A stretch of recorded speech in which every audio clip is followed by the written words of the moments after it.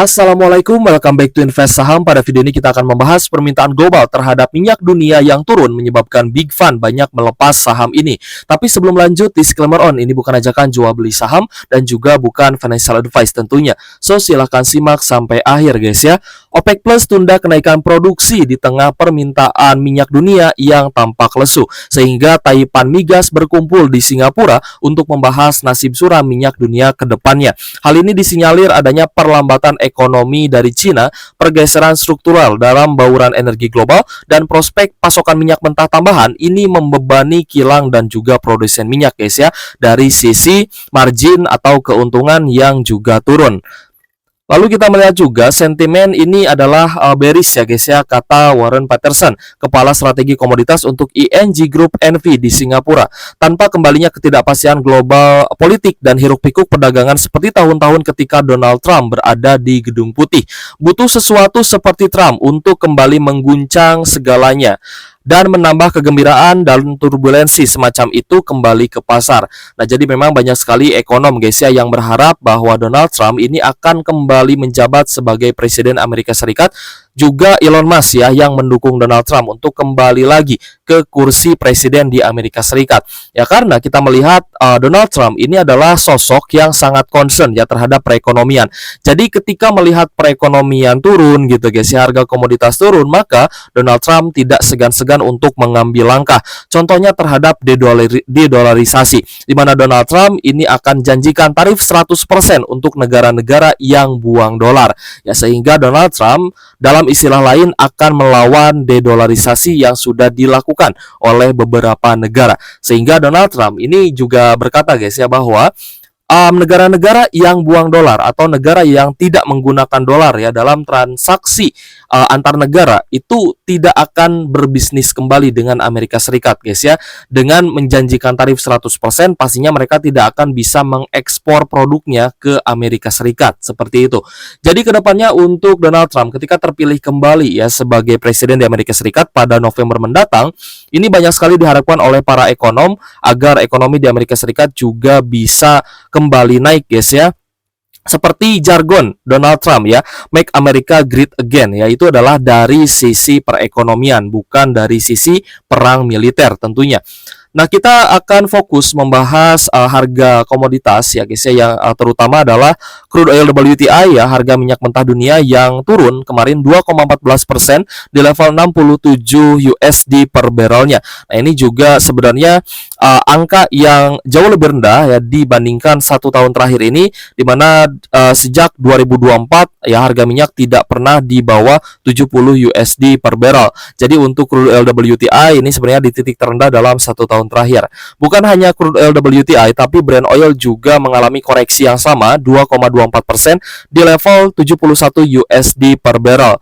Bukan hanya harga minyak mentah guys ya, namun beberapa harga komoditas lain juga turun ya, seperti harga emas, perak, tembaga, dan juga nikel ya. Teman-teman juga harus lihat harga nikel yang kemarin sempat akan rebound lagi malah turun kembali guys ya. Dan terakhir kemarin itu turun 1,13% di level 15.907 USD per tonnya. Nah, jadi memang disinyalir guys ya, hal ini dikarenakan perekonomian Cina yang sedang melemah, di mana manufaktur itu terkontraksi bukan hanya di Indonesia tapi di berbagai belahan dunia lainnya. Baik di Amerika Serikat dan juga Cina, kemungkinan besar manufaktur juga sedang terkontraksi. Jadi untuk jangka pendek ini kita masih akan me-watch ya saham-saham manufaktur. Lalu untuk eksportir ya, selain komoditas juga akan kita watch ya, karena berpotensi akan turun harga sahamnya seperti itu. Nah, di mana ada banyak sekali saham-saham yang sudah mulai dilepas oleh investor asing. Salah satunya adalah saham Medco dan juga Akra ya guys ya. Untuk Medco dan juga AKR Corporindo, kita memang melihat di beberapa bulan terakhir ini masih di zona yang cukup bearish ya, atau downtrend, sehingga kita akan mencoba untuk nge-watch ya kira-kira kapan nih terjadi oversold ya atau jenuh jual dari para big fund ini. Ya, di mana BlackRock CS juga melepas kedua saham ini ya, ada Medco dan juga Akra. Lalu kita pun melihat ada 10 emiten yang paling banyak dijual oleh investor asing dalam sepekan ini. Ada Antam, Cuan, dan juga juga Unilever masuk ke dalam daftar. Nah, di sini juga kita akan melihat guys ya, seberapa besar sih korelasinya antara penjualan investor asing terhadap saham-saham yang ada di IHSG dengan penurunan harga sahamnya. Seperti saham Antam ini paling banyak dijual oleh investor asing dengan NFS ya, atau Net Foreign Sale sebesar 458,8 miliar rupiah dalam sepekan, sehingga harga sahamnya juga melemah 4,61%.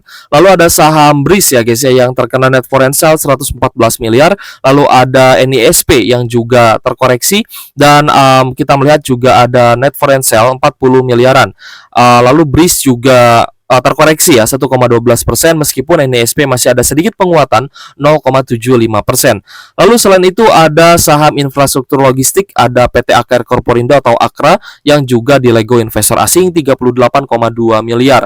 Lalu ada saham cuan ya guys ya, saham milik konglomerat Bapak Prabowo Pangestu juga dilego asing 31,4 miliar. Lalu kita melihat ada saham INKP juga guys ya. Selanjutnya ada saham Medco, lalu Unilever yang ternyata juga dijual ya atau didistribusi oleh investor asing.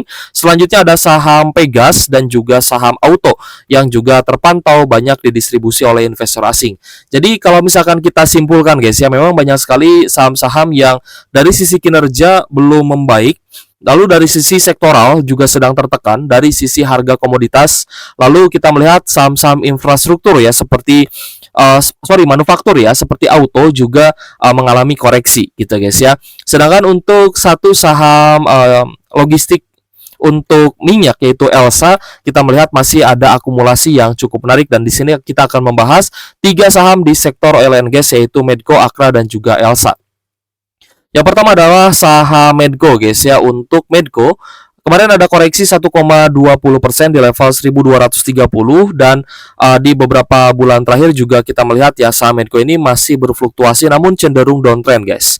Dan untuk laba bersih Medco sebenarnya mulai ada perbaikan ya di kuartal 2 2024 ini. Labanya naik dari 563 miliar di kuartal 2 2023 lalu, naik di kuartal 2 2024 menjadi 2,1 triliun rupiah. Sehingga untuk estimasi full year net income saham Medco itu diperkirakan akan naik dari 5,1 triliun, 5,1 triliun menjadi 6,5 triliun. Jadi tadi kuartal 2-nya juga naik ya dari 560 miliar menjadi 2,1 triliun. Di kuartal 1 sebenarnya sempat turun ya labanya, sedikit ada penurunan dari 1,2 triliun menjadi 1,1 triliun. Tapi di kuartal 2 2024 sebenarnya laba dari Medco ini cukup bagus ya. Ini pun memang didukung oleh kenaikan laba dari Aman Mineral, anak usaha dari Medco. Lalu dari sisi valuasi dengan PE ratio di angka 4,69 kali dengan PBV 0,95 kali, sebenarnya Medco ini masih cukup menarik guys dari sisi valuasinya. Lalu kita cek juga dari sisi liabilities untuk Medco ternyata sudah cukup tinggi guys ya, dan jauh lebih tinggi dibandingkan total ekuitasnya, yang berarti debt to equity ratio saham Medco ini sudah di atas 100%. Namun dari sisi profitabilitas masih menarik dengan NPM 20,85%. Dan Medco juga terpantau rutin bagi dividen guys ya, dengan yield kisaran 3,6%-an.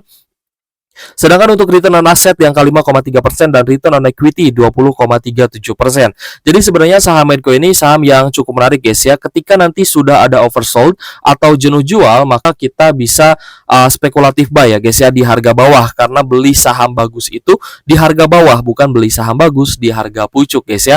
Tapi kembali lagi ketika Medco ini breakdown di bawah level supportnya di 1200-an, maka ada potensi Medco bisa lanjut melemah lagi guys. Jadi kita akan nge-watch ya saham-saham yang downtrend ini untuk kita cari area oversoldnya, karena ketika nanti sudah terpantau ada oversold, maka di sanalah waktunya kita untuk cicil beli saham yang downtrend. Selanjutnya ada saham Akra ya, kita lihat Akra di hari Jumat lalu masih ada koreksi 1%-an di level Rp1.420 per saham, dan Akra juga sebenarnya masih di fase yang cukup downtrend ya guys ya. Di 3 bulan terakhir masih turun 10,69%. Lalu kita akan coba cross check dari net income saham Akra, di mana untuk tahun 2024 ini labanya cenderung terkoreksi ya, baik kuartal 1 dan juga kuartal 2 2024 ini. Alias di semester 1 Akra ternyata net income-nya mengalami penurunan. Di Q1 labanya turun dari 607 miliar menjadi 595 miliar, dan di Q2 juga turun guys ya, dari 424 miliar menjadi 408 miliar. Jadi memang ada koreksi dan penurunan kinerja dan laba bersih guys ya untuk saham Akra di semester 1 2024 ini. Lalu untuk estimasi full year net income-nya atau laba bersih full year-nya diestimasikan akan turun juga dari 2,7 triliun menjadi 2 triliunan. Untuk valuasi ya, PE ratio di angka 14 kali dengan PBV 2,52 kali. Memang secara valuasi Akra ini sudah lumayan cukup mahal guys ya. Tapi kembali lagi, jika sudah ada tanda-tanda oversold, maka saham Akra akan kembali menarik. Karena pengendali ya guys ya dari Akra ini masih cenderung rutin untuk melakukan buyback ya terhadap sahamnya di harga berapapun biasanya akan terpantau adanya transaksi untuk pembelian kembali saham Akra ini. Lalu kita cek dari sisi debt to equity ratio, memang total liabilitas sudah melebihi ya guys ya di atas total ekuitasnya. Jadi saham Akra juga hutangnya ini DER-nya sudah berada di atas 100%. Tapi ini masih cukup aman sebenarnya dibandingkan dengan saham Medco tadi. Lalu dari sisi profitabilitas, net profit marginnya di angka 4,61%, jauh lebih rendah dibandingkan saham Medco. Tapi dari sisi pembagian dividen yield-nya di angka 8,8%. Ini menyebabkan saham Akra lebih menarik guys ya dari sisi imbal hasil dividen yield dibandingkan saham Medco tadi. Lalu return on asset 9,6% dan return on equity 24,32%. Nah, jadi tetap guys ya, kita akan mencoba untuk mencari area oversold saham Akra ini dengan estimasi dividen yield yang bisa lebih tinggi lagi ketika kita dapat di harga yang jauh lebih rendah. Untuk next targetnya ya, target supportnya itu di sekitar 1330 guys untuk saham Akra. Jadi jika Akra ini lanjut turun guys ya, maka ada potensi Akra ini juga bisa jebol support terdekat di 1400-an. Nah, jika breakdown ya di bawah 1400, maka Akra berpotensi akan di level 1300-an dan kita akan tetap mencari area oversold ya untuk saham-saham yang rutin bagi dividen. Tentunya untuk investasi jangka panjang kita juga harus memperhatikan area beli kita. Tidak harus ya guys ya, maksudnya kita jangan sampai kita itu ketika meniatkan ya untuk invest jangka panjang, kita itu abai dengan harga saham yang sedang downtrend. Ya kita cuek gitu ya, beli di harga berapapun lah. Ketika kita ketika kita sudah yakin ya atau lebih condong ke fanatik sebenarnya. Ketika kita sudah fanatik dengan sebuah saham, maka kita tidak memperhatikan area beli kita. Nah, jadi di sana ada bias ya guys ya dari harga saham dan teman-teman tidak peduli apakah saham tersebut itu sedang downtrend atau sedang uptrend ya. Ketika sedang uptrend, teman-teman ada kecenderungan untuk beli di pucuk dan teman-teman juga akan menargetkan yield yang sama atau capital gain yang sama dengan yang orang lain telah miliki. Misalkan orang lain sudah cuan 30%, 50% misalkan ya di saham Adro, tapi ketika teman-teman belinya di pucuk, teman-teman juga mengharapkan capital gain yang sama gitu ya. Nah, itu kan tidak akan terjadi ya karena orang-orang yang sudah cuan 50% di Adro itu tentunya mereka sudah ambil di harga bottomingnya di 2300 sampai 2500-an. Jadi di level 3000-an yang mereka sudah cuan besar dan akan lebih besar lagi ketika harga sahamnya naik. Dan tentu saja itu tidak akan sama dengan orang-orang yang beli di harga pucuk. Lalu apakah kita harus beli di harga berapapun untuk saham-saham yang downtrend ya? Tentu saja tidak ya guys ya. Di sini untuk saham yang downtrend kita akan mencari area jenuh belinya atau area jenuh jual ya guys ya, atau area oversoldnya. Jadi nanti kita akan dapat average yang lebih murah lagi dan dalam melakukan DCA kita pun tidak asal beli di harga berapapun. Tentunya ada beberapa ada beberapa target harga yang harus tercapai oleh Akra ketika nanti juga mulai sideways di harga bawah ya. Tentunya akan kita coba akumulasi secara bertahap ketika sudah ada tanda bullish reversal kembali dan juga sudah ada oversold seperti itu. Selanjutnya untuk saham Elsa, di mana Elsa pada satu hari yang lalu ya, di hari Jumat lalu masih ada kenaikan 1,27% di level 478 dan kalau misalkan kita perhatikan juga masih ada akumulasi ya, meskipun sempat terjadi downtrend juga di saham Elsa ya, sempat turun dari level 500-an, namun kita melihat Elsa ini masih punya peluang yang cukup menarik. Untuk laba bersih pada tahun 2024 ini kita melihat ada kenaikan laba bersih ya, either itu di kuartal 1 dan juga di kuartal 2 ya, sama-sama mengalami kenaikan laba bersih. Di Q1 labanya naik dari 115 miliar menjadi 183 miliar dan di Q2 labanya juga naik signifikan dari 135 miliar menjadi 260 miliar. Lalu dari sisi valuasi juga masih cukup menarik guys ya, dengan PER di angka 3,9 kali dengan PBV 0,75 kali. Valuasi masih murah dan ada potensi pembagian dividen yang jauh lebih besar ketika laba bersih Elsa ini juga bertumbuh lebih naik lagi. Lalu kita cek dari sisi liabilitas to ekuitas juga ternyata sudah berada di atas 100% guys untuk DER-nya, tapi masih cenderung aman ya guys. Ini mirip-mirip dengan saham Akra, jauh lebih aman kalau misal kita bandingkan dengan saham Medco tadi. Lalu dari sisi profitabilitas NPM-nya di angka 8% dan potensi dividen yield-nya ini kemarin ya di tahun 2024 itu mencapai 5,7%-an. Sedangkan return on asset di angka 6,63% dan return on equity 14,95%. Nah, di sini kita prediksikan untuk dividen Elsa jika Q3 dan Q4 labanya masih konsisten mengalami kenaikan, maka saham Elsa berpotensi memberikan dividen yield hingga 10-12,5%-an guys ya. Nah, hal ini bisa dicapai jika laba Elsa terus bertumbuh secara konsisten pada kuartal selanjutnya, yaitu di Q3 dan Q4 mendatang guys ya. Jadi kalau misal tadi kita lihat guys ya di kuartal 2 dan kuartal 1 alias di semester awal 2024 ini di mana Elsa laba bersihnya rata-rata mengalami kenaikan. Jadi kita cukup yakin nih bahwa Elsa juga akan bisa ya guys ya mengalami pertumbuhan laba bersih yang signifikan pada Q3 dan Q4 selanjutnya. Jadi untuk Elsa kita melihat ada sedikit penguatan ya di hari Kamis 1,29% dan di hari Jumat juga sempat retest kembali ya di MA50-nya. Jadi ada kenaikan 1,27% untuk saham Elsa, tapi tidak menutup kemungkinan Elsa pun bisa lanjut koreksi. Karena Elsa ya kemarin sempat uptrend ke level 540-an namun kembali terkoreksi. Jadi untuk Elsa selama tidak breakdown ya di bawah 460-an, maka Elsa masih punya peluang untuk bisa menguat lagi karena laba bersih Elsa juga cenderung menguat guys ya. Berbeda dengan laba bersih Akra yang tampak turun ya guys ya, saham Elsa laba bersihnya malah semakin menguat seperti itu. Padahal ini perusahaan sama-sama di logistik minyak ya, dan juga hulu migas Elsa ada potensi turun sebenarnya untuk proyek hulu migas ya karena harga minyak dunia yang turun. Tapi sebenarnya hal ini akan cukup menguntungkan ya untuk kita para masyarakat di Indonesia ketika harga minyak dunia turun, kita harapkan harga BBM juga turun guys ya. Tapi sepertinya itu hal yang sulit terjadi.